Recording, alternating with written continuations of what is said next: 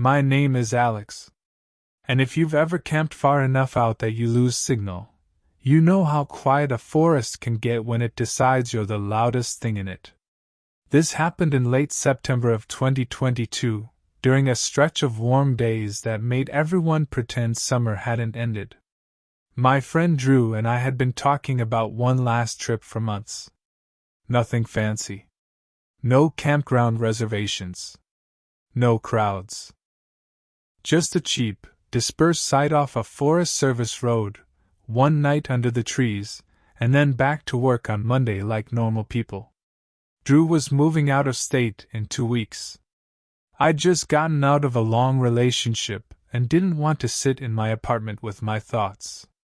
We wanted something simple. We got something else.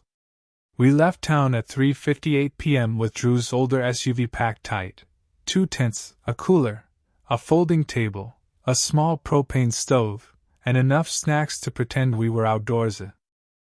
By 4:41 p.m., the last gas station disappeared behind us. By 5:19 p.m., our phones dropped to 1 bar of signal, then none. The map app still worked as a blue dot on downloaded tiles, but messages wouldn't send. The pinned spot was on one of those camping apps people use for free sites. It didn't have a real name. Just a label, mile marker 12. The description was short. Dispersed spot. Quiet. Creek nearby, seasonal. No services.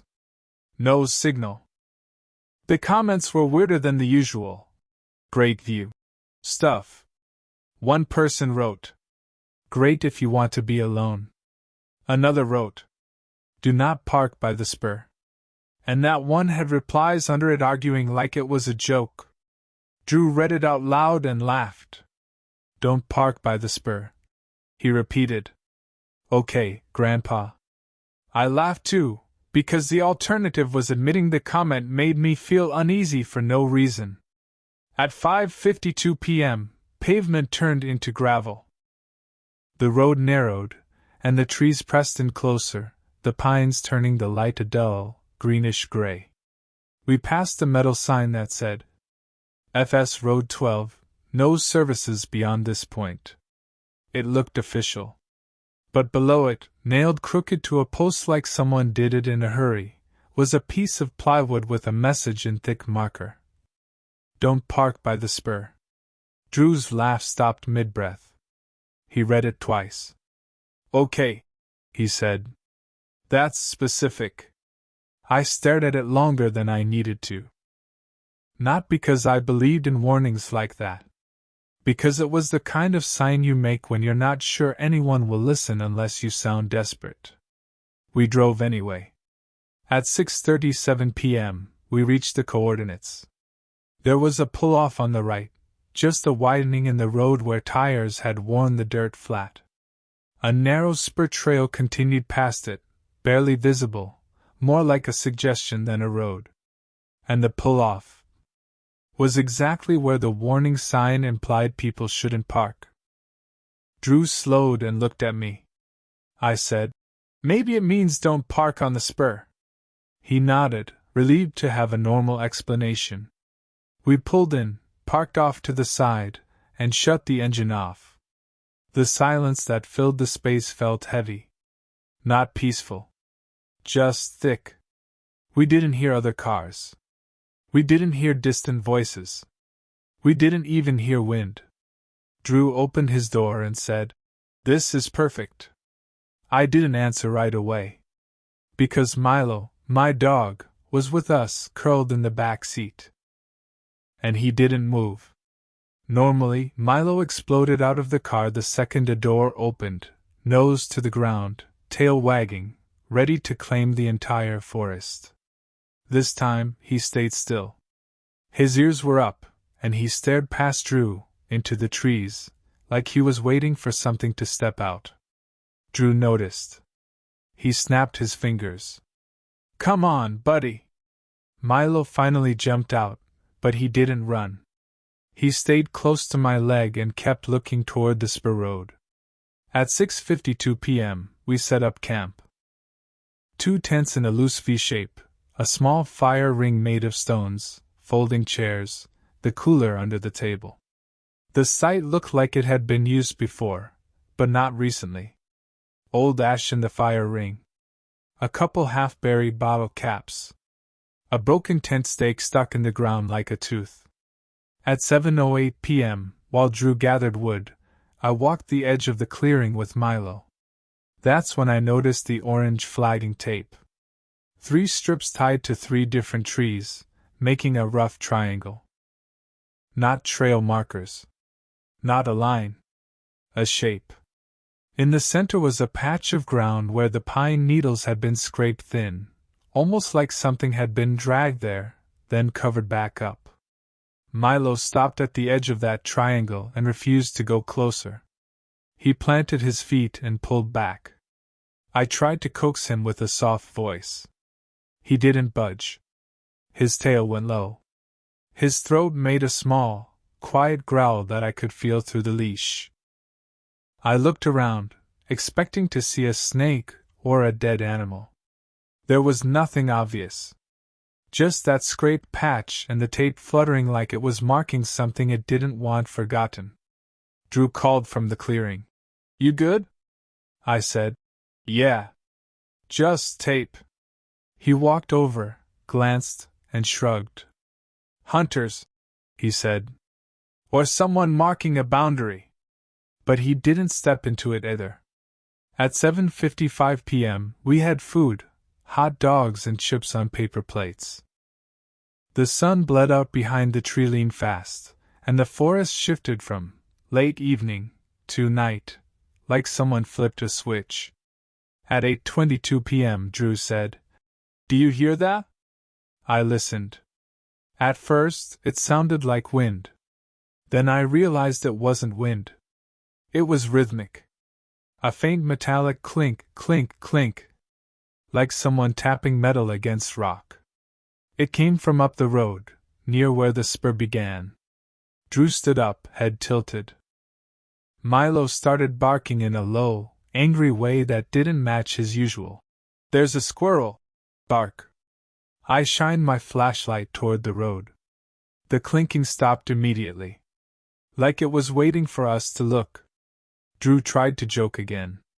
"Probably someone else camping," he said. But there were no headlights. No voices. No footsteps. At 9:11 p.m., the clinking returned. Closer. This time it sounded like something being dragged. Metal on stone. Slow. Deliberate. I stood up. "Hello?" I called loud enough to sound confident. The clinking stopped again. The woods went still. Even the fire sounded too loud. Drew said quieter, "Okay, that's enough." We stayed by the fire until 10:26 p.m., but the mood was gone. Drew kept turning his head like he expected to see someone at the edge of the light. Milo sat with his body angled toward the road, ears forward, like a guard dog. At 10:41 p.m., we decided to sleep. Not because we were tired. Because being awake out there felt like volunteering to be watched. I zipped into my tent. Drew zipped into his. Our tents were maybe 15 feet apart. Milo stayed with me. He usually slept like a rock. That night he stayed alert, lifting his head at every small sound. At 11:36 p.m., I woke up because my tent wall pressed inward slightly. Just a gentle push, like a hand testing the fabric. I froze. Milo lifted his head and let out a low growl. The tent wall released. Then I heard a breath outside. Not heavy. Not panicked. A calm exhale, right near my shoulder. And then a voice said, soft and casual, "Hey." One word. Like someone trying to get my attention without waking the whole camp. My entire body went cold. From Drew's tent, I heard him whisper, "Alex?" I whispered back, "I'm here." He said, "Did you say hey?" I said, "No." There was a pause, then Drew whispered, "I heard it too." At 11:40 p.m., footsteps circled the clearing. Slow steps in pine needles. 2 steps, pause, 2 steps, pause. They never fully entered the firelight. They stayed just beyond it, like whoever it was understood exactly how far our vision reached. Milo barked once, sharp, then went silent, trembling. I clicked on my flashlight and swept it around. The footsteps stopped instantly. No movement. No silhouette. Just trees and darkness. Then, a new sound. A light tap on Drew's tent pole. 1 tap. Then a second. Like someone testing to see if he'd react. Drew said, louder this time, "Who's out there?" No answer. I heard Drew's zipper move. A small, cautious sound. I whispered, "Don't go out." He whispered back, "I'm not." At 11:47 p.m., something brushed the side of my tent again. This time longer. Like fingers sliding along the fabric. I held my breath, trying not to make sound. The fabric moved, and stopped near the zipper. And then the voice spoke again, closer. "Alex, come here." My name. I didn't respond. I didn't even blink. From Drew's tent, he whispered, panicked, "How does it know your name?" I wanted to say it was a prank. I wanted to say it was a person messing with us. But nothing about the steps, or the silence, or the way the voice spoke felt like a drunk camper. It felt patient. It felt practiced. At 12:03 a.m., I made a choice. I unlocked my phone and hit record, camera facing outward through the mesh at the top of my tent. If anything happened, I wanted proof. The screen showed mostly darkness and a faint glow from the dying fire. But the audio would catch whatever our ears did. At 12:07 a.m., Drew whispered, "I'm leaving." I said, "Me too." We started packing in the dark, quietly, like we were stealing our own stuff. Flashlights on low. No headlamps, too bright. Milo stayed glued to my leg. We didn't fold tents neatly. We shoved them into bags, stakes and all. At 12:12 a.m., Drew's headlamp died. Just off. No flicker. His phone still had battery, but the screen dimmed suddenly like it couldn't decide how bright it wanted to be. He hissed, "Come on!" That's when the metallic clinking started again.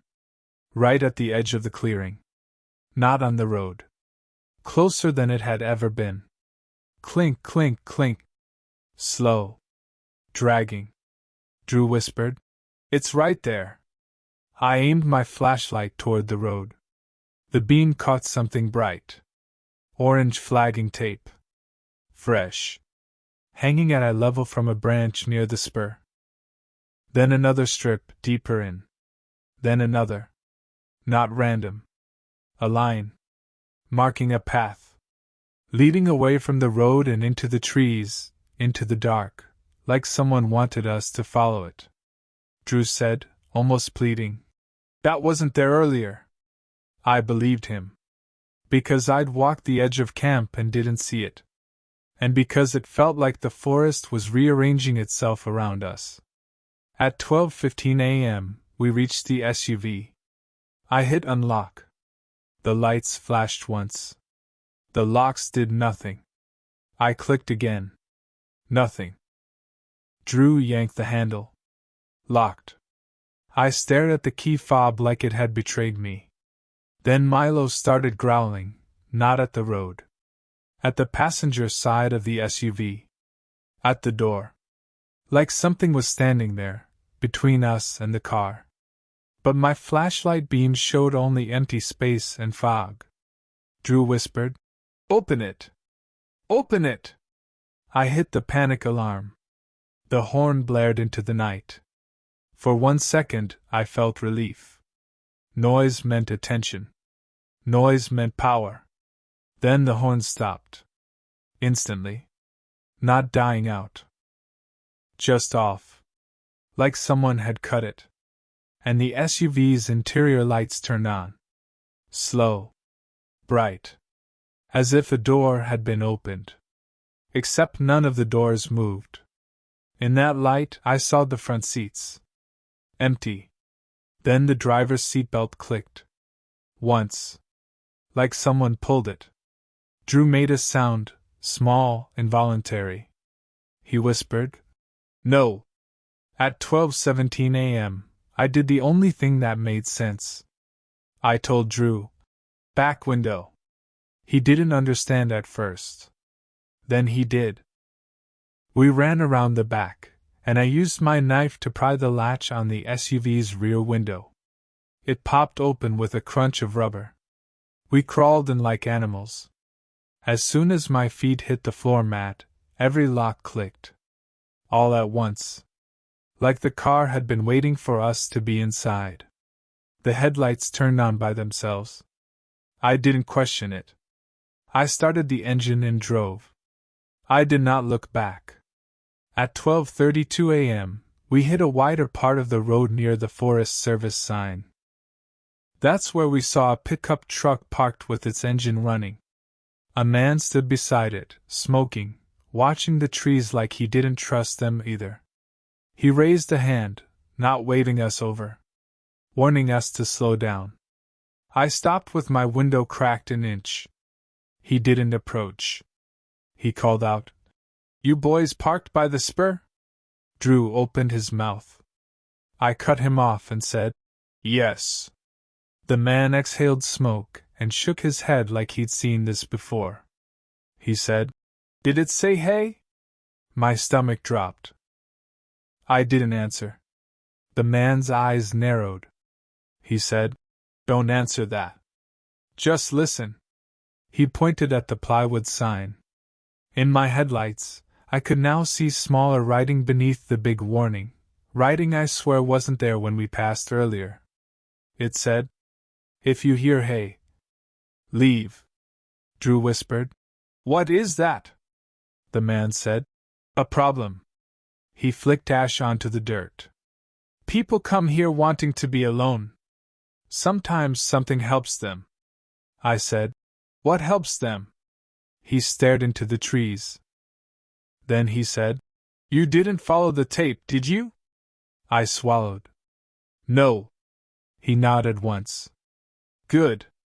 He stepped back and said, "Drive until you hit pavement. Don't stop. Don't camp tonight.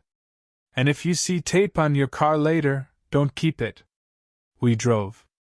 At 12:51 a.m., signal returned like a switch flipped back on. At 1:07 a.m., we hit pavement. At 1:22 a.m., we pulled into a brightly lit 24-hour gas station and sat there like two people who'd just crawled out of water. Drew finally looked at me and said, "We should call someone." I nodded. Then Milo whined from the back seat. I turned. Around his neck was orange flagging tape. A perfect loop, not tight enough to choke, just placed. Neat. Calm. Like someone had time. Drew stared at it and whispered, "How?" My hands shook as I untied it. I'd been holding Milo's leash half the time. No one had come near him. No one had touched him. At 2:06 a.m., back at my apartment, Drew remembered something that made the room go colder. He said, "Your phone was recording." I pulled it up. The video showed mostly darkness. But the audio was clean. It captured the soft footsteps circling. It captured Drew asking, "Who's out there?" And then, at 11:44 p.m., it captured the voice. Right next to my tent. "Hey." Then it captured my name. "Alex, come here." And then, another sound that none of us noticed in the moment. A faint, steady clicking under everything. Not metal on rock. More like a small plastic ratchet. Like someone tightening tape around something, slowly, carefully. At 2:19 a.m., I checked the camping app. The pin for mile marker 12 was gone, like it had never existed. I searched the road name. Nothing. I searched spur. Nothing. Then I refreshed, and a new pin appeared in the same area. Different name. 3 words. Quiet spot. Trust me. The comments were already there, like they'd been moved over. First comment. Great if you want to be alone. Second comment. No signal. Tell someone first. Third comment newer. If you hear hey, leave. I stared at that last one. Because it had no username. Just a blank profile picture. And the timestamp said it was posted 4 minutes ago. At 2:23 a.m. my phone buzzed. A text from an unknown number. No area code I recognized. Just 2 words. Trust me. I didn't reply. I blocked it. I turned my phone off and tried to sleep. The next morning, I woke up to a notification from my email. A welcome message. From the camping app. It said my account had been logged into from a new device. Location services off. No device name. Just a generic string of letters. I changed my password. I turned on 2-factor. I told myself it was a coincidence, a hack, bad luck. I tried to return to normal. For a while, it almost worked. 2 weeks later, Drew moved away. Milo stopped flinching at small sounds. I stopped checking my locks twice. And then, in early November, I opened my trunk to grab groceries and saw something that made my knees feel weak. Orange flagging tape. Tied to the inside of my trunk hinge. Neat bow. Like a gift. I stared at it, trying to remember every time my car had been out of my sight. Then I noticed something else. A small strip of plywood wedged behind my spare tire. I pulled it out. It was weathered. And on it, in thick black marker, were the same words from the road sign. Don't park by the spur. Below it, in smaller writing, were 4 more words I had never seen before. You came back anyway. I sat on my garage floor and stared at that board until my eyes blurred. Because I hadn't gone back. Not once. Not to prove anything. Not to investigate. Not for closure.